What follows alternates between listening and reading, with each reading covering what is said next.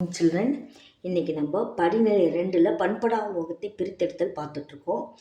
அதில் வறுத்தல் ஃபஸ்ட்டு செயல்முறை வறுத்தல் எவ்வகையான அடர்ப்பிக்கப்பட்ட தாதுக்களுக்கு பொருந்தும்னு பார்த்தீங்கன்னா சல்ஃபைட் தாதுக்களுக்கு தான் பொருந்தும்.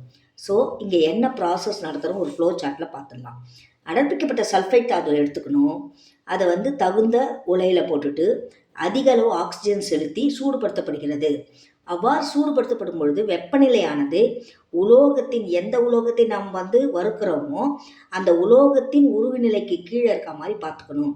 அதுக்கடுத்து அந்த மாதிரி நம்ம அதிக அளவு ஆக்சிஜன் செலுத்தி சூடுபடுத்தப்படும் பொழுது அடர்ப்பிக்கப்பட்ட சல்ஃபைட் தாதுவானது ஆக்சைடாக மாறுது. அவ்வளோதாம்மா. இதை ஃப்ளோ சார்ட் எடுத்துக்கோங்க.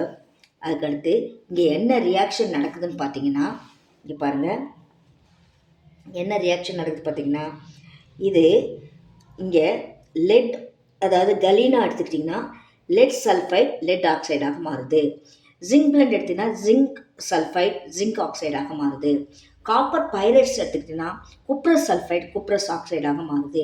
இதை தவிர மேலும் சில மாசுக்கள் இருக்குது. ஆர்சினியஸ் இருக்குது, சல்ஃபர் இருக்குது, பாஸ்பரஸ் இருக்குது. இதெல்லாம் ஆக்சிஜனோட சேர்ந்து அதோட ஆக்சைடாக மாறிடுது. ஆர்சினியஸ் ஆக்சைடாக மாறுது, சல்ஃபர் டை ஆக்சைடாக மாறுது, பாஸ்பரஸ் பென்டாக்சைடாக மாறுது. அவ்வளோதான் பிள்ளைங்களா, ஈஸியாக நீங்கள் எழுதிடலாம். இந்த வறுத்தல் கேட்டாங்கன்னா 3 மார்க்ஸில் கேட்டாங்கன்னா ஈஸியாக எழுதிடலாம். Like it, share it, comment it. உங்களுக்கு ஏதாவது புரியலைன்னா கமெண்ட்டில் சொல்லுங்கள் பிள்ளைங்களா. Thank you children.